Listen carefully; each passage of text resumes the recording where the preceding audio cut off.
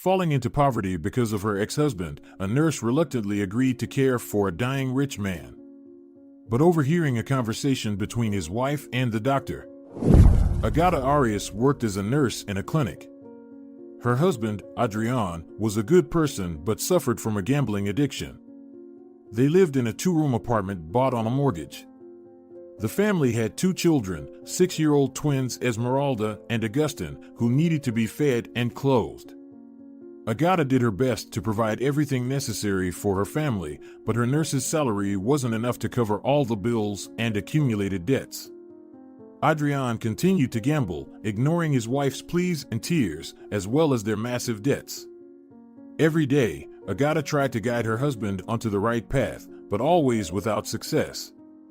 "Adrian, how long can this go on? You stay up all night on the computer, you have a family, we have growing children, and you're still engrossed in games as if you haven't grown out of toys yourself." "Agata, but I'm not just sitting here for nothing, I'm earning money," Adrian protested. "Earning? Seriously? I don't feel any money in my hands, only bills come and the debts grow. You promised you would quit gambling, but nothing changes," Agata fumed. "Just give me a little more time, I'll definitely turn things around. There's an important tournament coming up soon, I'll win and pay off all the debts." "How much longer? You just keep promising. I'm tired of living in constant fear that they'll cut off our electricity or gas, that collectors will come. I want a peaceful life, not the one we have now. But I'm trying, Agata. I really want to change my life, but it's so hard." "Then put in more effort. Quit your games and find a real job. Stop living in the virtual world, it's time to return to reality." "Okay, Agata, I'll try," Adrian promised once again. And, of course, as usual, he didn't keep his promise, breaking down the very next evening to place a small bet. Then he wanted to play poker online, even if just for fun, and it spiraled from there. In fact, they already owed many people, and they were being pulled deeper into the quicksand of debt. The scariest part was that creditors and collectors constantly called, threatening to take everything, including the only apartment they all lived in together. Every time Agata saw a call from an unknown number, cold sweat broke out. Conversations with collectors were always similar, but that didn't make them any easier. "Hello, Agata. Did you take out a loan from Capital Bank?" The creditors would ask each time, only the names of the financial institutions changed. "Yes, I did take it out, but I pay it back every month," Agata usually began to explain, fully understanding where this conversation was heading. "You do pay, but it's not enough. You've missed several payments, you have accumulated a debt, plus you've been fined for the delays, so to get back on the payment schedule, you need to pay more, including the overdue amount and penalties." "But I can't pay more, my salary doesn't allow it." "We know your salary amount. But you must have had something in mind when you took out the loan. The increase in payment amounts is your fault. If you had paid on time as agreed in the contract, you wouldn't have to pay more, so this is entirely your fault. And if you don't increase the payments, we will be forced to go to court and demand the seizure of all your property for subsequent sale." "No, please don't do that, I have 2 small children. I need to provide for them somehow." "Then pay the debt on time and stay on schedule. Sell some of your property yourself so that we don't have to. If we have to do it, you won't have the right to choose what gets sold." "I'll think about it," Agata promised. "Think quickly, time is running out. We'll call you again this week and keep calling until you get back on schedule with your payments." Agata felt emotionally drained and helpless in the face of these problems. She understood that to keep her family together, she needed to help her husband overcome his cursed addiction. One evening, when she was returning home after a long workday, Adrian called her and said he had lost all their money in another game. "Agata, I'm so sorry, but I lost all our money." "What? How could you? We just talked about this recently, you promised me," Agata began to yell at him. She clenched her fist so hard that her knuckles turned white. I know, but I just couldn't stop. It was the last game." I was sure I would win, Adrian began to justify himself. The last game? Seriously? How many times have we heard that? Agata continued to yell. Aren't you tired of your own lies? I understand that you're angry. I would be angry too if I were in your place. But you're not in my place. Yes, I'm angry, very angry. We had plans for that money, and now it's gone. I promise this won't happen again. I'll find a way to fix everything. Why make empty promises when you know you won't keep your word? Throwing words to the wind has become normal for you. And now I have to think again about how to get us out of this situation. I don't know what I'll do. I have no strength or desire left to keep cleaning up after you and steering us out of the dead-end situations you always put us in. This was the last straw for Agata. She realized she couldn't continue living like this. Out of desperation, Agata decided to seek help from a widely advertised psychologist. Hello. What brings you to me? Is something bothering you? The psychologist asked the visitor, who was timidly standing near the door. Hello, Agata greeted. I have a very big problem in my family. You were recommended to me as a good family psychologist, but I don't know if you can help me. Coming to you is my last attempt to save my family. Thank you. I'm glad to hear that my services are recommended, the psychologist replied with a smile. How can I help you? Let's at least try to sort out your issue. My husband often gambles in various online casinos, places bets on betting sites, and loses all our money. Moreover, trying to win it back, he borrows money from friends and microloan companies. As a result, we're drowning in debt. I can't repay one debt before new ones appear. You see, we have 2 children, and my nurse's salary isn't enough to constantly cover my husband's debts and support the children. Please tell me, is there any way to get rid of my husband's addiction? Agata asked hopefully. The thing is, gambling addiction is a serious problem and requires professional treatment, the psychologist explained. Gambling is a form of non-chemical or behavioral addiction. The key treatment method for gambling addiction is psychotherapy, which has the highest proven effectiveness. But how can I persuade my husband to undergo such psychotherapy? He doesn't believe he has an addiction and refuses to do anything about it, Agata said sadly, beginning to doubt the success of her endeavor. Seeking help from a psychotherapist is always a delicate matter. You'll need to be tactful and patient. Express your concerns calmly, suggest seeking help from a specialist in a non-pushy and friendly manner. Addicted people often deny their addiction, so you'll need to be persistent. It's important to choose the right time for discussion, preferably in a calm atmosphere and not during a game. Don't try to insist during an argument. Be prepared for resistance from him, but continue to convincingly present arguments in favor of seeking help from a psychotherapist. You might not even mention that you're going to a psychotherapist, just say you want to consult a specialist psychologist. Believe me, for many, it sounds less intimidating. Are there any other ways out of this situation? If we're talking not specifically about your husband, but about the family in general, there are several ways to address the problem. One option is for you or your husband to find a higher-paying job. You can also seek help from special services or charitable organizations. But this only neutralizes the consequences, it doesn't solve the problem itself, so I strongly recommend bringing your husband to psychotherapy sessions. Thank you. I'll try to persuade my husband to come to a session with you, but I doubt that anything will come of it. Adrian reacts very negatively to all my requests related to his gambling, and immediately starts to throw a fit and make a scene. After saying this, Agata left the office. When she got home, Agata thought long and hard about the psychologist's words. When her husband came home late in the evening, she tried to start a conversation with him. Adrian, we need to talk seriously. Agata, I'm very tired. I have to get up early for work tomorrow, so I need to get some sleep. Have some consideration, let's leave the talk for the weekend, Adrian protested. You always say that, and when the weekend comes, you start yelling that it's your only day off and you have the right to rest, then you ask to wait until your vacation, but when the vacation comes, you come up with new excuses, and so it goes endlessly. So we will talk here and now, immediately, Agata stated firmly.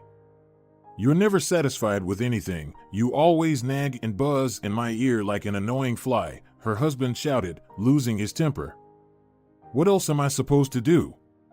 Pat you on the head for your behavior, thank you for making it impossible for me to feed the kids because of your losses in online casinos? We are practically begging for alms because of you. You spend not only your money but mine too, even the children's allowances. Do you even understand what you're doing? Aren't you at least a little ashamed? That's it, I've had enough, Adrian roared, I can't take it anymore. You've all driven me to my limit. We've driven you to your limit? With what? With the fact that the kids sometimes need to eat? Why did you even have children if you weren't planning to spend a cent on them? Agata yelled, completely losing her composure. It's because of you that we have all these problems. My salary and child support would be enough to feed the kids, so I'm filing for divorce. To hell with all of you. Adrian shouted and, slamming the door loudly, left the apartment. Agata sighed in relief. She couldn't endure another of her husband's tantrums with breaking dishes and destroying everything in his path. The children had grown accustomed to their parents' frequent arguments and immediately locked themselves in their room at the first sign of conflict. Every time after another of her husband's losses, Agata tried to appeal to his conscience. Adrian, what you are doing is beyond comprehension.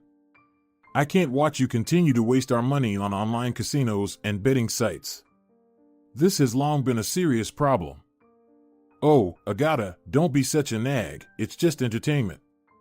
I'm not doing anything wrong, her husband drawled, annoyed by his wife's constant reproaches.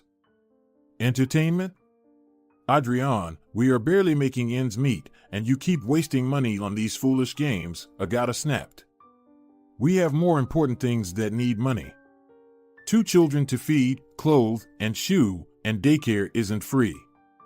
And we can't get additional aid because our official income on paper doesn't qualify our family as low income, even though we're drowning in debt and the children don't see any benefit from it. Oh, come on, Agata, relax a little. I know when to stop, everything is under control. Under control? Adrian, get a grip. Do you even believe the nonsense you tell everyone? There's no hint of control, you gamble away most of our income and even play on credit. You've dragged us into enormous debts and even take the children's allowances. Please, stop gambling, we can't take it anymore, Agata pleaded. Listen, I know you're worried, but I'm trying to win a big sum to pay off all the debts at once and secure a comfortable future for us, and you just don't get it and keep distracting me with your constant reproaches. This throws me off, and that's why I can't win. Adrian, are you out of your mind? You have an addiction, and you're blaming me for your losses? You need to understand that your behavior is abnormal. We need to find a solution to this problem, maybe seek a specialist or join a support group for people with gambling issues, Agata suggested. You think I'm crazy? Adrian roared. I need a specialist? It's you driving me crazy with your nagging and whining. It's my money, if you must know, I earn it, so I have every right to spend it as I see fit. You don't. You have children, and you are obligated to support them. Even if you don't care about me, you can't neglect the kids. Who are you to tell me how to live? Adrian lost control and started kicking and knocking over anything in his path. No one can tell me what to do. Got it? No one. Agata knew this wasn't a life, but a nightmare. Childhood should be the happiest time in a child's life, and it terrified her to think of what memories her children would have. Agata shook her head, driving away the sad thoughts. No, she definitely needed to change something, if not for herself, then for the children and their bright future. She decided to go to a lawyer the next day to file for divorce and child support, but her plans were not to come to fruition. There was a commotion outside. A car alarm was blaring nonstop, and people were shouting. Agata decided to see what was happening. Approaching the window, she saw a group of people gathered below, loudly discussing something. Soon, ambulances and police cars arrived. Agata realized something unusual had happened. Not one to be a nosy onlooker, she stepped away from the window, leaving the matter to the authorities. 5 minutes later, there was a knock on the door. Agata thought her husband had returned and opened the door without checking the peephole. A police officer stood on the threshold. "Hello, do you know Adrian Arias?" "Yes, he's my husband." "What did he do?" Agata asked, bewildered. "You need to come down with us," the officer explained. "Excuse me, but what is this about?" "It's very late. I have small children at home. I can't leave them alone." "Ask one of your neighbors to stay with the children." "This won't take long, but we need to complete the procedure." "Believe me, it's very important. At this late hour, I can't ask anyone to watch the children. If it won't take long, I'll just tell the kids I'll be back soon. But please, let's finish this quickly." "Though I don't understand why you need me," Agata said, hastily locking the front door. She went downstairs with the police officers. Outside the building was an ambulance, and despite the late hour, neighbors were standing around, strangely looking at Agata and whispering among themselves. Approaching closer, Agata saw a large brownish stain on the ground that hadn't been there during the day. The back door of the ambulance was open, and inside, on a stretcher, lay something large covered with a white sheet. "We're going to conduct an identification. The neighbors have given their statements, but we need a relative to confirm the identity before the body is taken to the morgue," the police officer informed Agata without any preamble. "What body?" Agata didn't understand. But her heart suddenly started pounding harder than usual, a vague sense of foreboding gnawing at her, as if a large, frightening shadow loomed over her. The medics pulled back the sheet, and the police officer led Agata closer to the open ambulance. There, on the stretcher, lay a person, or rather, something resembling a person. Instead of a face, it was just a bloody mess. Agata began to understand the origin of the brown stain she had seen in front of the house, but she still didn't grasp why they were showing this to her. In a daze, she stared at the lifeless body, which, judging by the clothing, belonged to a man. Suddenly, her gaze caught a familiar item. The jeans had been hemmed at the bottom, and she could see that it was done by hand. The stitches were neat, done with blue thread, but at the end, there was a white thread, as if the person who hemmed the pants had run out of blue thread and used whatever was available to finish the job. Agata remembered hemming her husband's jeans in the same way recently, running out of blue thread. It was too late to go to the store, so she made a few stitches with white thread, intending to redo it later but forgetting. A terrible thought crossed her mind. What if this isn't just a coincidence? What's the likelihood that these white stitches on a blue background aren't just similar, but the same? Agata began closely examining the dead man's clothes. Not only were the stitches identical, but so were the jeans. The sports polo, once white, was now a grayish-pink hue due to blood mixed with street grime. That was why Agata hadn't initially realized that the man lying before her was dressed exactly like her husband when he left the house that evening. Her hair stood on end. "Do you recognize this person?" She heard the police officer's voice from afar, as if through a layer of water. "No, it can't be," Agata whispered. "I just spoke to him." "Ma'am," the police officer addressed her louder, "can you identify this person, or should we find other relatives? If not, we'll have to do it at the morgue." "What do you want from me?" Agata suddenly shouted. "Why do I need to identify this man? Your neighbor said they saw your husband climb to the roof of this building and jump off. They couldn't help him and called the ambulance, which informed the police. The neighbors claim the deceased is your husband. Do you confirm this?" The police officer asked sternly, clearly tired of repeating the same questions. Only now did it dawn on Agata what had happened. After their argument, Adrian didn't go to the nearest pub to calm his nerves, as he usually did. This time, he had truly had enough and decided to end his life. This man, unable to control his emotions and desires, had once again failed to face a challenge and chose the path of least resistance. "What doesn't kill us makes us stronger," Agata suddenly recalled.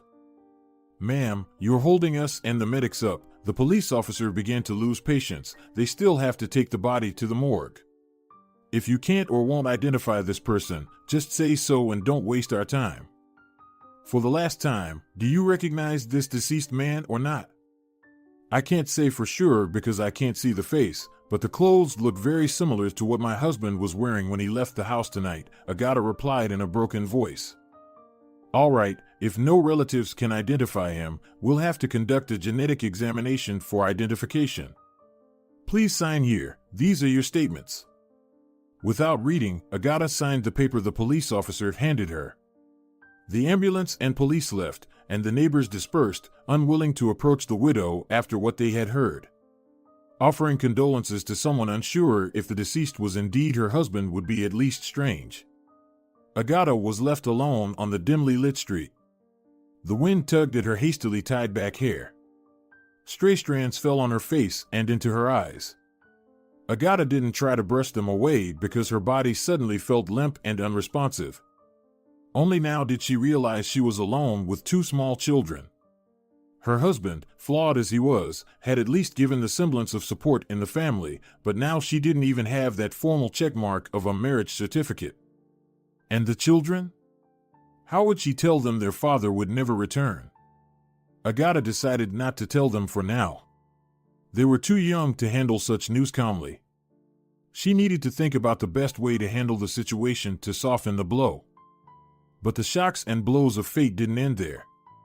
While Agata was pondering how to tell the children about their father's death, creditors learned of the debtor's death and took legal action to collect the debt.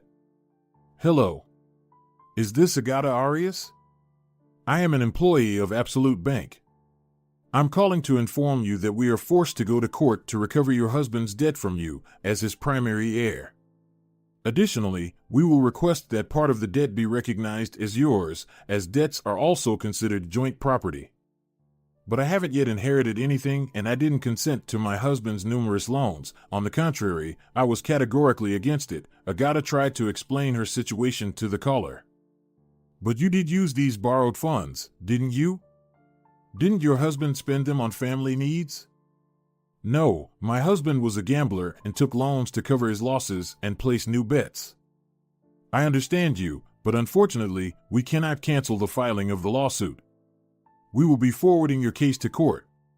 If you have any evidence, you can try to defend your position. What am I supposed to do now? We have sent you a copy of the lawsuit by mail. Please await further notifications from the court. If you have any questions, you can contact me. Thank you, I understand. All the debts of her husband, who cowardly took his own life to avoid dealing with the mess he had created, suddenly fell on poor Agata. Her bank accounts and cards were frozen, even the card where the children's allowances were deposited. She had to write a statement to the bailiff to lift the restrictions on that card so that the bank, under the court executor's order, would not deduct the children's allowances. Talking to the bailiff, Agata learned that the bank holding their mortgage had also sued and demanded the foreclosure of the collateral, the two-room apartment where she lived with her children. The bailiff said that the court practice in such cases is not in favor of debtors, and they would have to find new housing because all the proceeds would go toward covering the debt to the bank. Thus, Agata was left without her only home and had to ask her elderly father to let her and her children live with him in his one-room apartment. Cramped but not offended, Bernardo Vidal, Agata's father, replied when she appeared one evening on the doorstep of his bachelor apartment with a suitcase and two kids. Dad, we have nowhere else to go. We'll stay until I find cheaper rental housing, Agata assured him. Agata, where are you going to find rental housing now? Have you seen the prices for apartments? Her father asked. Everyone is investing in real estate and gold these days. These are unstable times, so people are looking for something more reliable, and gold and real estate are always good investments. So Agata and her kids started living in Bernardo Vidal's apartment. For Agata, this had an obvious advantage. Grandpa would pick up the kids from daycare and look after them until she came home. The interaction with his grandchildren also benefited Bernardo Vidal. He enjoyed talking with the kids, answering their numerous questions, and reading them stories. Grandpa read us some stories. The children would chorus every evening, bringing a children's book. Well, kids, what story would you like to hear today? Bernardo Vidal would ask, smiling, the wrinkles around his eyes forming little spider webs. Grandpa, please read us something about superheroes. Please, please, please, Augustine began to plead. No, I want the story about the princess and the pea, Esmeralda objected.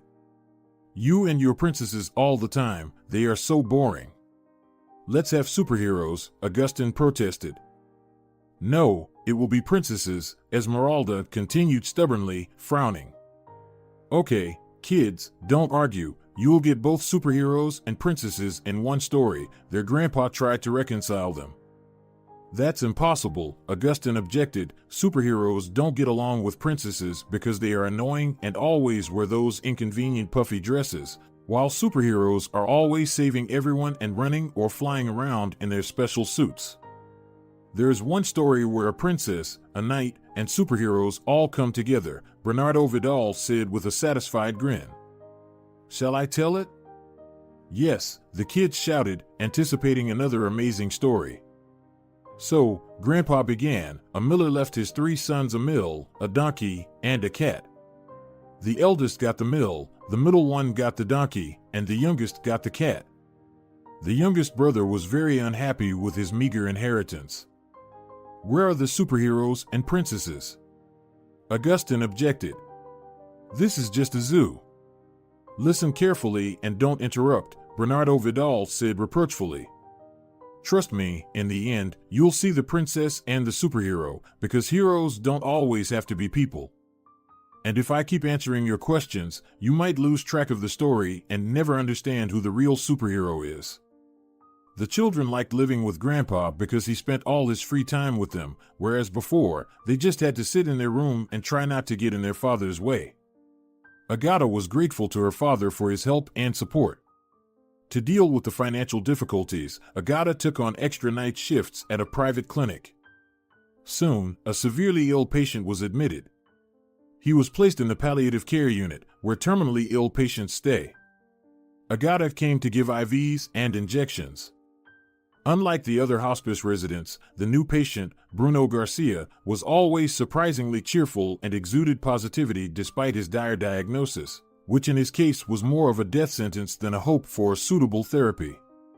Agata understood that people didn't end up in hospice without reason, so she always tried to cheer up the patients, giving them at least a ray of light in their surrounding darkness.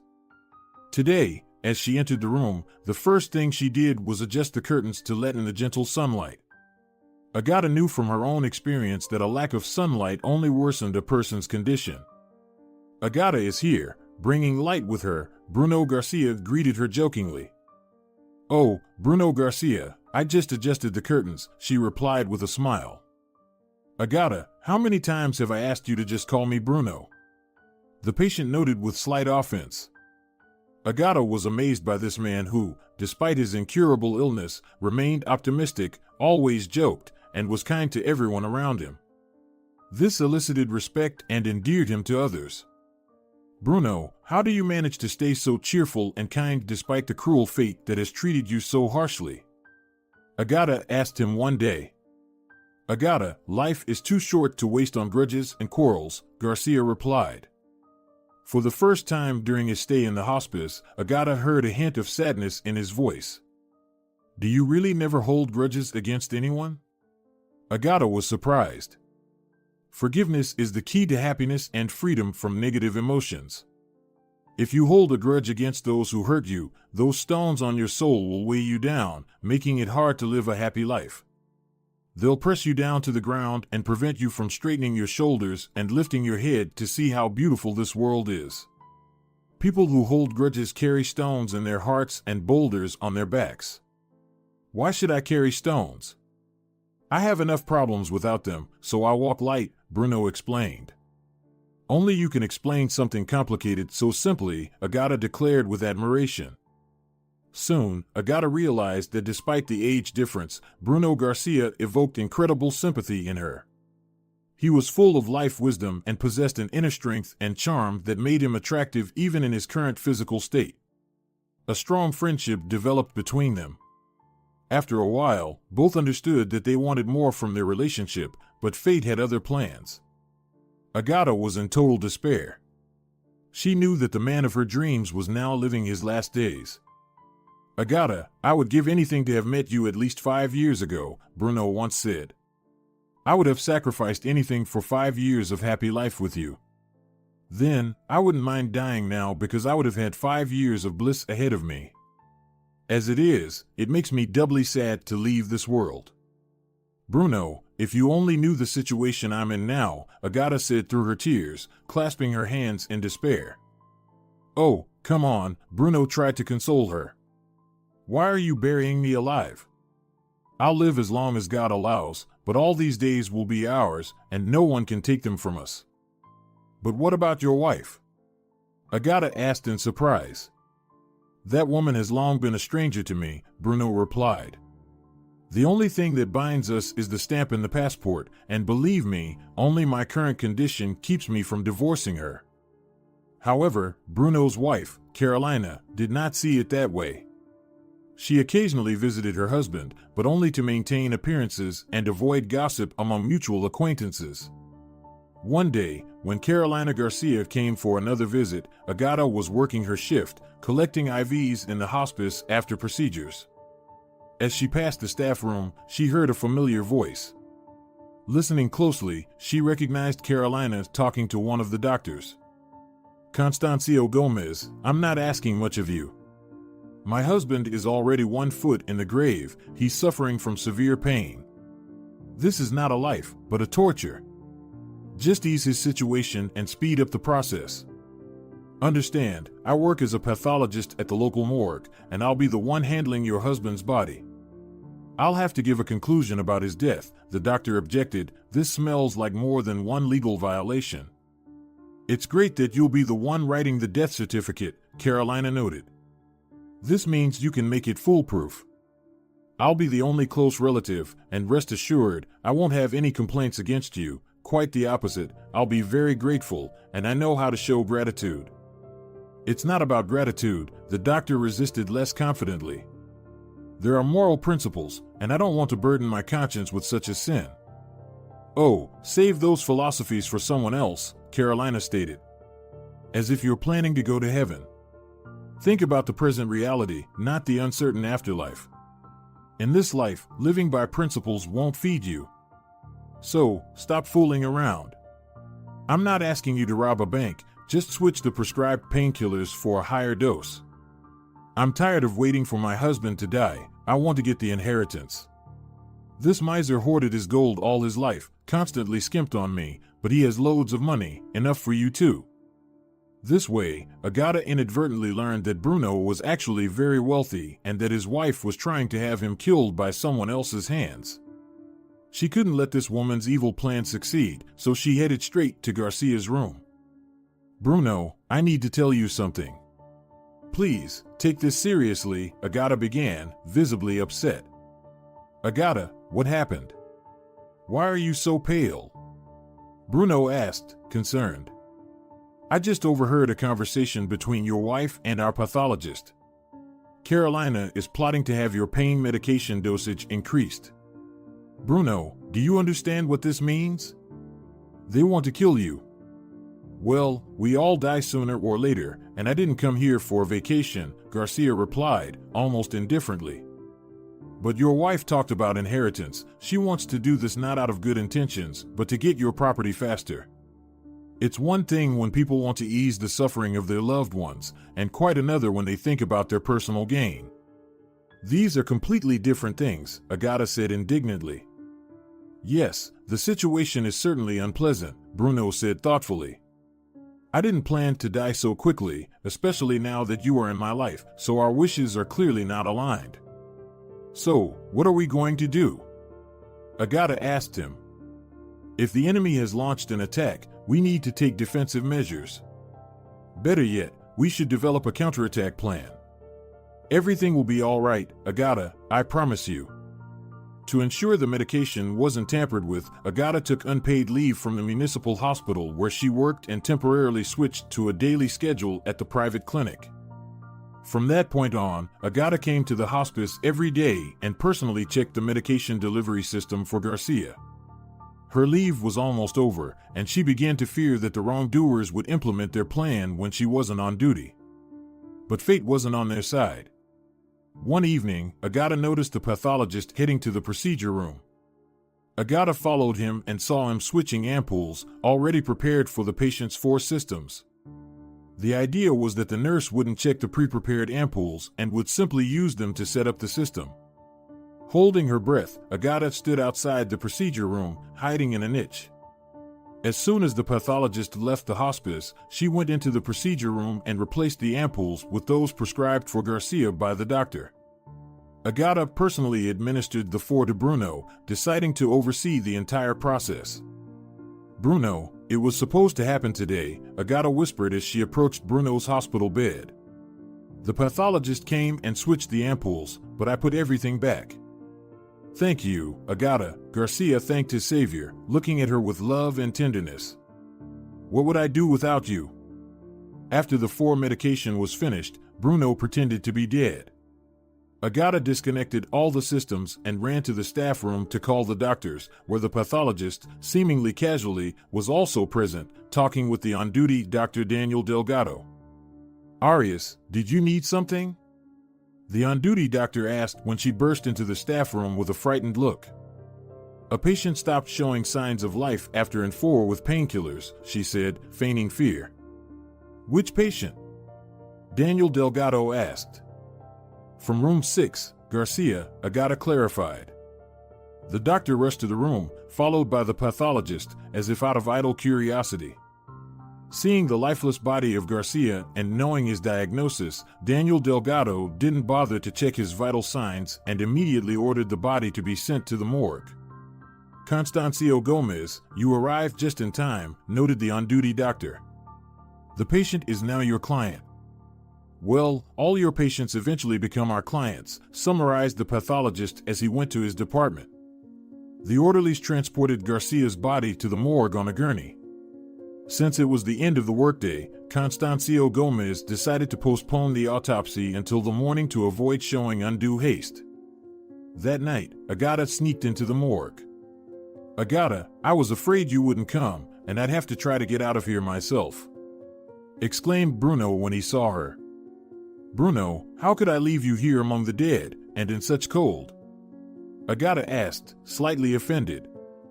"Agata, we need to replace my body with another one, otherwise, our plan will fail in the morning. My wife must be convinced I'm dead until I decide to reveal the truth." "What should we do?" Agata asked. "Relatives will notice the missing body when they come for the funeral. And what guarantee is there that it won't happen tomorrow morning?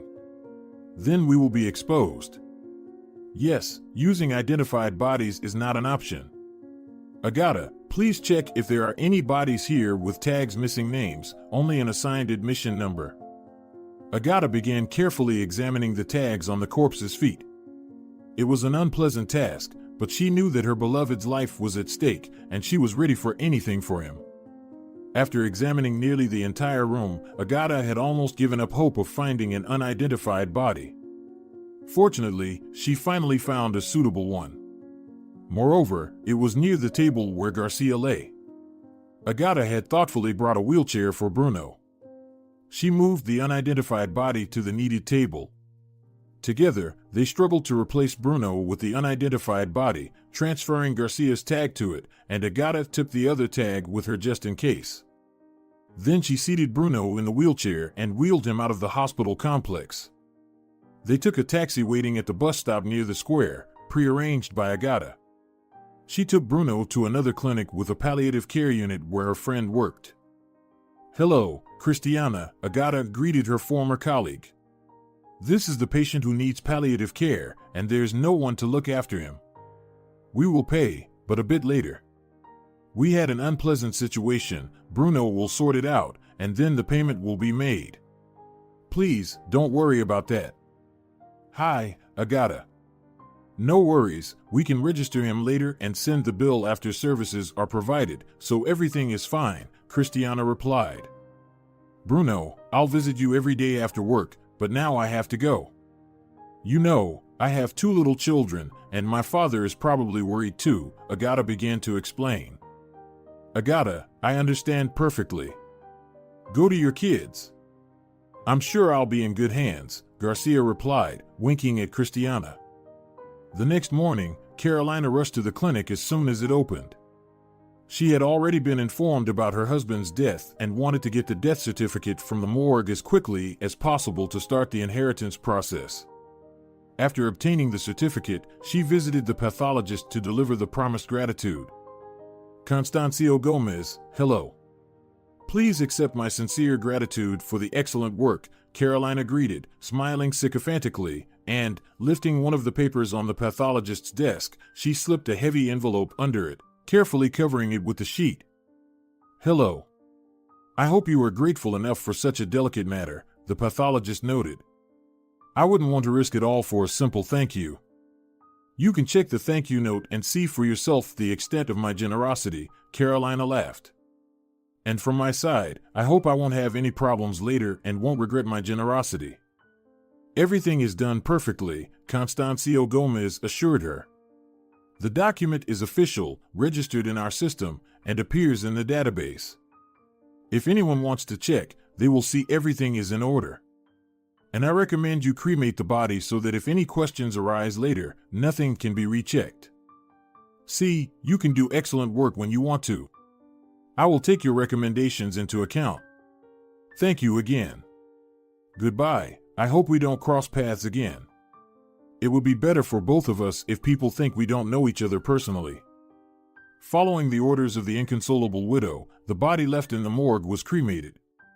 Satisfied with the outcome, Carolina, having received the death certificate, immediately went to the notary to find out what other documents she needed to prepare to claim the inheritance.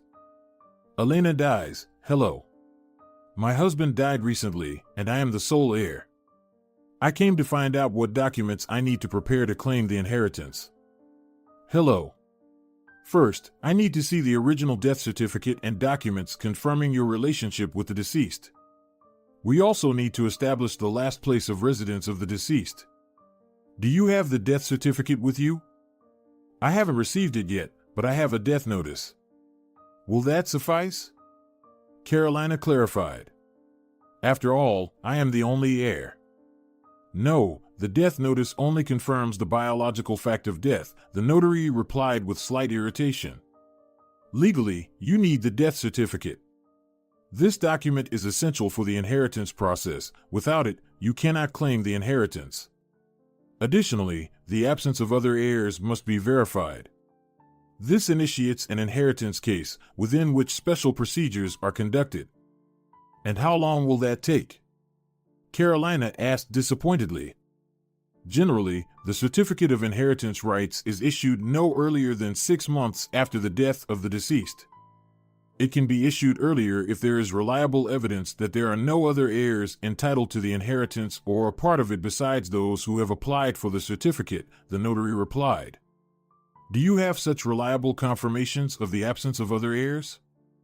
I don't think so, the visitor replied, confused. Then there are no grounds for shortening the general term for issuing the certificate. But my late husband and I have no children, and his parents have long passed away. As far as I know, children, parents, and the spouse inherit first, Carolina objected. Can you reliably confirm that your husband has no children out of wedlock? Elena Dice countered. Do I have to bring statements from all the mothers that their children were not fathered by my husband? That's absurd. The new widow shouted, tired of keeping up appearances.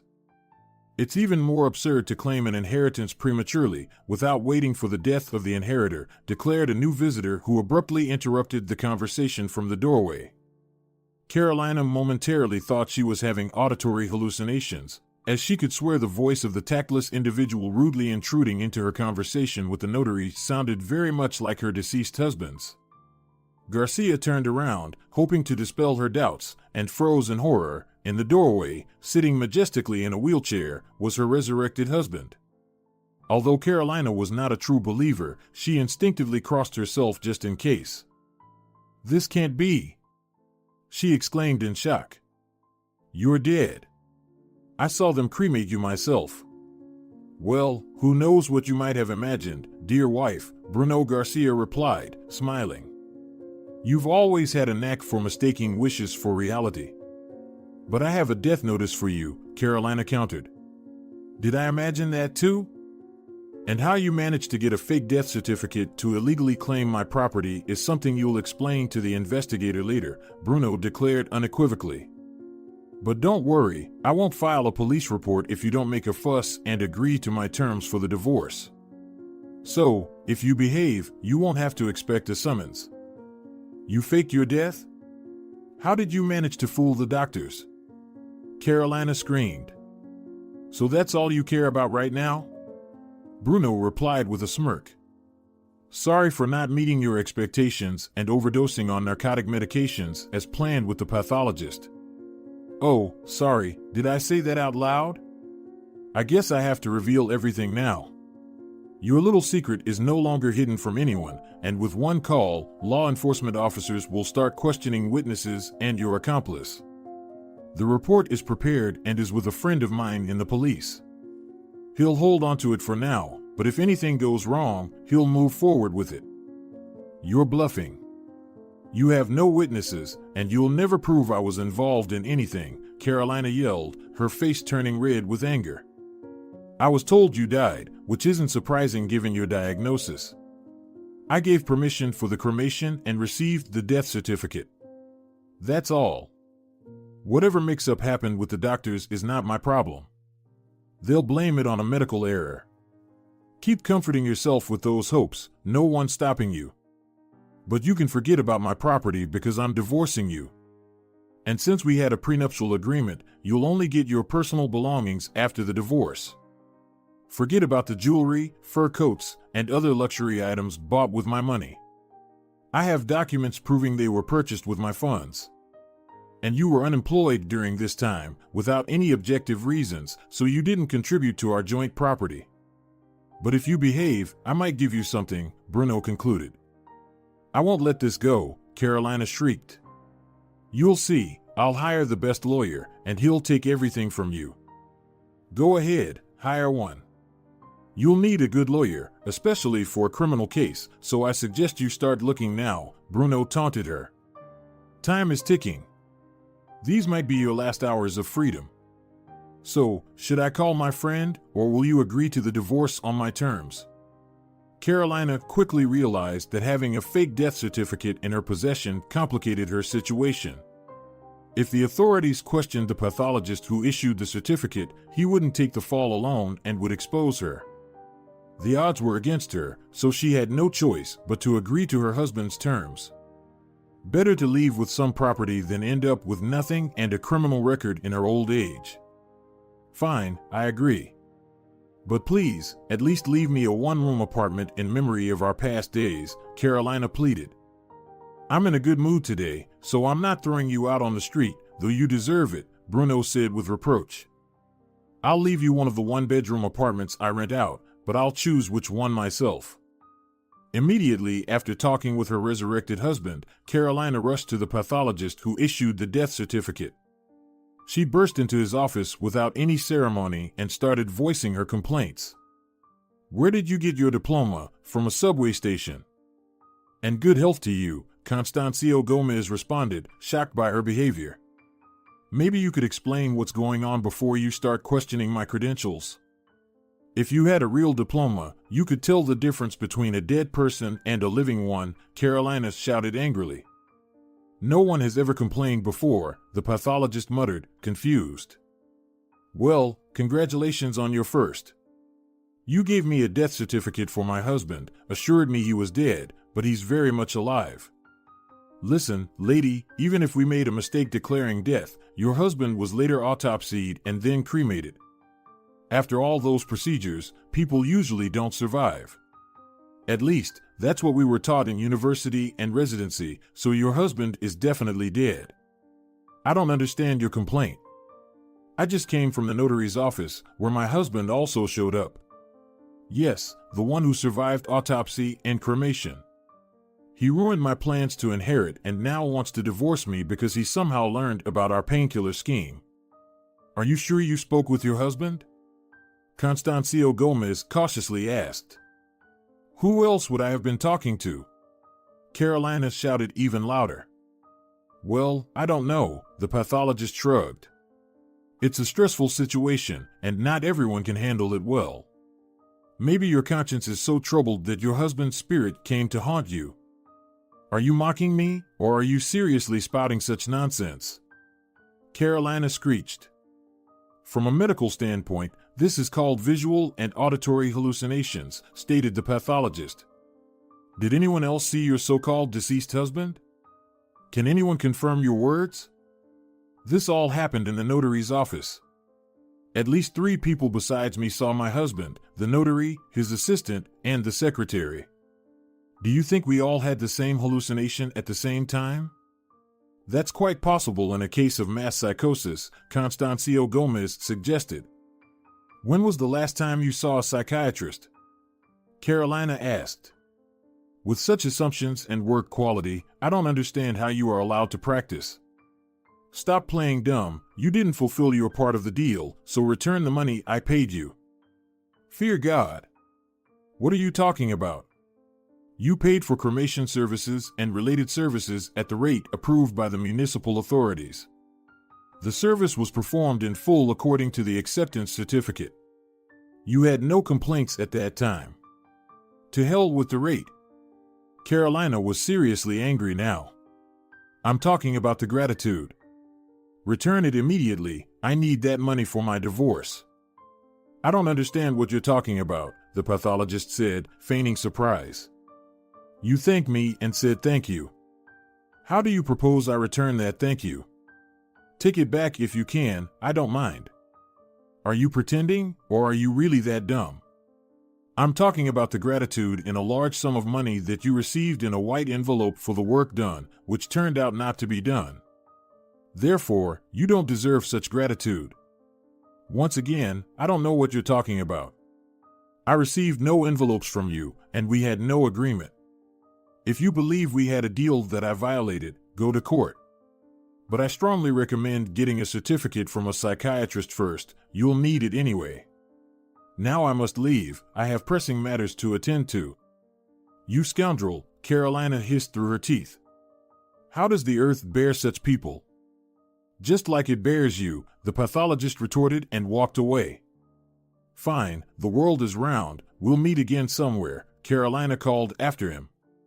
She left empty-handed, having wasted her last savings. The divorce process went surprisingly quickly, as neither party had any objections and they signed an agreement dividing the property that supplemented the prenuptial agreement. As promised, Garcia left his ex-wife a one-room apartment in a distant residential area. It was livable, but there would be no luxury. Bruno, did you deliberately choose the most remote area of the city? Carolina couldn't help but snipe after receiving her copy of the notarized agreement. Carolina, you keep this up, and I'll change my mind about giving you even that apartment. We haven't even left the notary's office yet, so be careful with your words. In your position, you should be silent, and here I am tolerating your nastiness even after divorcing you, after everything you've done to me. Of course, you are a noble knight, and I was always the real witch. Notice, I didn't say that, you yourself see who is who, Garcia laughed. The cat will cry for the mouse's tears yet. Dear, the tears have already been shed. You are the cat who is now paying for your sins. Or have you forgotten how you planned to send me to my ancestors much earlier than my time for the sake of inheritance?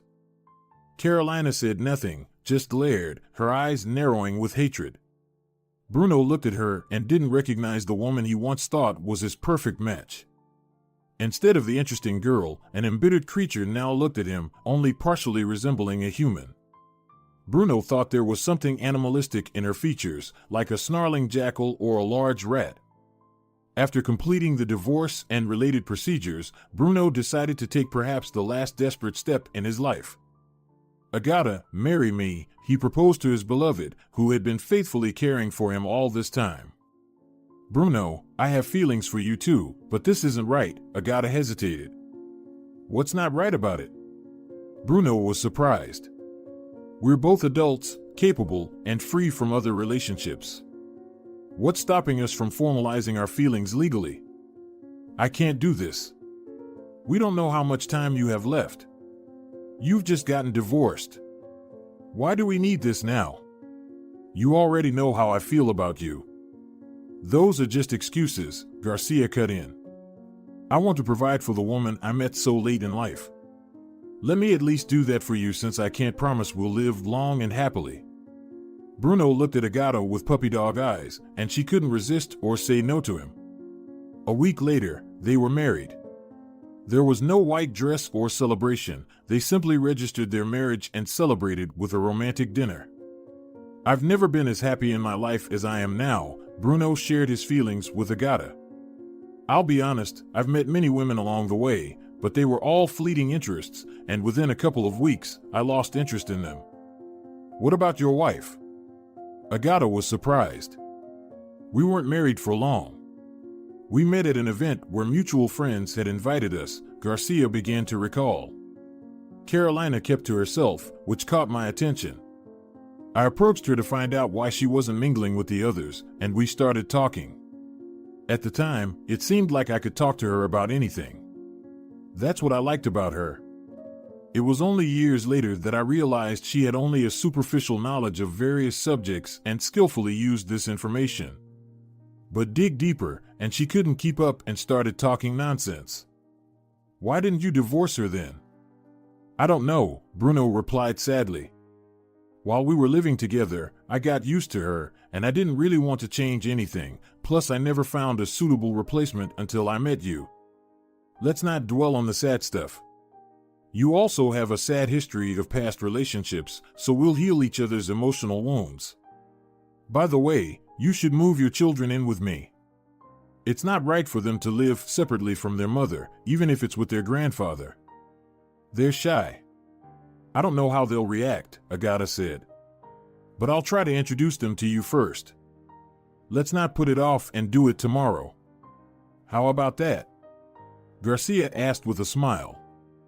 I'll think about your proposal, Agata replied with a serious face. Oh, now you're talking. Should I make an appointment to talk about serious matters? Bruno joked. I'm always available for you, and even if I had appointments, I'd see you out of turn. Well, thank you for that, Bruno said, laughing. Agata's mock seriousness amused him. The next day, Agata brought her children to meet Bruno. The kids quickly warmed up to him, but they were most excited about the children's room prepared especially for them. It was full of toys and had beds shaped like cartoon characters. Kids, Bruno wants to tell you something, their mother said to Esmeralda and Augustin. So, boys and girls, and their parents, do you like the room? Bruno asked. Yes, the kids shouted in unison. Would you like it to be yours? Garcia continued. Yes. Is that possible? The children asked with sincere innocence. This house now belongs to your mom, which means this room is yours, and it was set up especially for you. The children eagerly agreed to live in Bruno's house with their mother, as they had always dreamed of having a room like this. They had seen similar children's rooms on TV shows and cartoons, and now their dream had come true. Agata was immensely grateful to Bruno for making not only her, but also her children's dreams come true, even though he didn't have to do anything for them. But Garcia didn't see it that way. Setting up the children's room, he thought first of his beloved woman. If he could make the children happy, their mother would be happy too. God hadn't given Bruno his own children, and now he smiled as he watched the kids play, unable to share one particular toy despite the abundance of others in their new room. The sudden noise and children's voices in the house didn't tire him. On the contrary, these sounds brought life into his home. The children energized everyone around with their boundless vitality. A happy week passed for the Garcia family.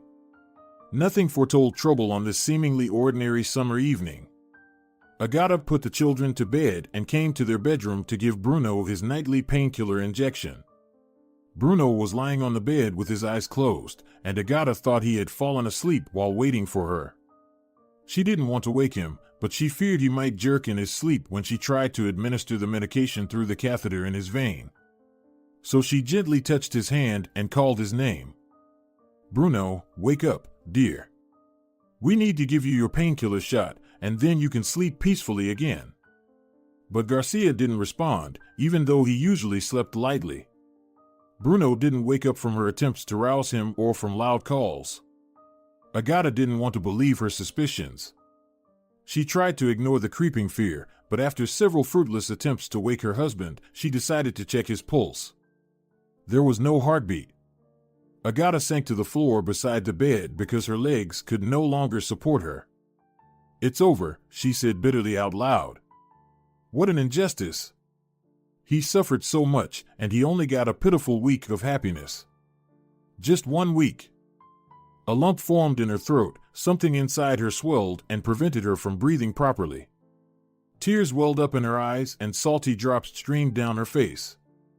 Agata tried to hold back her tears, but something inside her broke, and the twice-widowed woman could no longer control herself. It was as if a dam had burst, and tears streamed uncontrollably down her face. Agata was trembling and shivering. She wrapped her arms around her knees and buried her face in them, shaking with silent sobs. She didn't know how much time had passed. For her, time had stopped along with her beloved's heart. Despite her state, Agata knew she had to do something. She called an ambulance so they could officially declare the biological death and take her husband's body to the morgue. She was a widow again and had to go through all the bureaucratic procedures of officially erasing a deceased person from social life. But this time, it was much more painful. Bruno's death was a tremendous sorrow for Agata, as she initially couldn't imagine her life without her beloved. The inconsolable twice-widowed woman didn't know what to do with her grief, but she gradually began to recover because she still had a purpose in life, her twins. Agata decided not to succumb to self-destruction or fate. She chose to channel her grief into helping others. Most of the inheritance she received after her second husband's death was donated to a cancer charity. Agata wanted to do everything she could to help those fighting this terrible disease. Through her dedication and efforts, Agata became the head of the regional branch of this charity in her city. She worked actively to raise funds and spread awareness about cancer. Every day, Agata interacted with people diagnosed with cancer or their loved ones, always finding the right words of support. "Hello. Our charity supports people facing cancer. We help those undergoing treatment and their families. How can I assist you?" Agata would usually say to visitors. "Good afternoon. I've been diagnosed with lung cancer. I'd like to get help from your charity. Don't lose hope. Remember, a diagnosis is not a death sentence. Have you started treatment?" "Yes, I'm currently undergoing chemotherapy, but the treatment is very expensive, so I need financial support." The decision to provide financial assistance is made by the charity's board. You'll need to submit an application along with documents confirming your diagnosis, the need for expensive treatment, and your inability to pay for it or receive a quota. How long will the decision take? It depends on the number of applications already received, the available funds, and other conditions, such as the stage of the disease and the applicant's age. Children are always given priority. And if my application isn't approved, will I have any other options? Even if the application isn't approved, we can offer informational and psychological support and connect you with other organizations that may be able to help. I see. Can you tell me more about the help you can provide? Of course. We can give you detailed information about your illness, modern treatment methods, side effects, and how to manage them.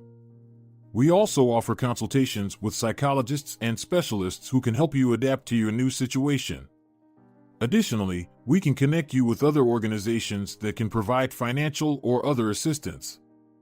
And how can I access these services? Start by filling out a questionnaire. You can do this at our office or online. After that, we'll contact you to discuss the next steps. Agata's productive work helped many people receive the necessary assistance and support, and she found a new purpose in life through her activities in the charity. She used her pain not to pity herself, but to help others avoid similar suffering. Naturally, Agata also closed the chapter on her previous life, settling all the debts left by her irresponsible first husband. The remaining funds were placed in a savings account in her children's names. These funds were intended to help her children get started in life when they turned 18. Agata hoped they would use the money wisely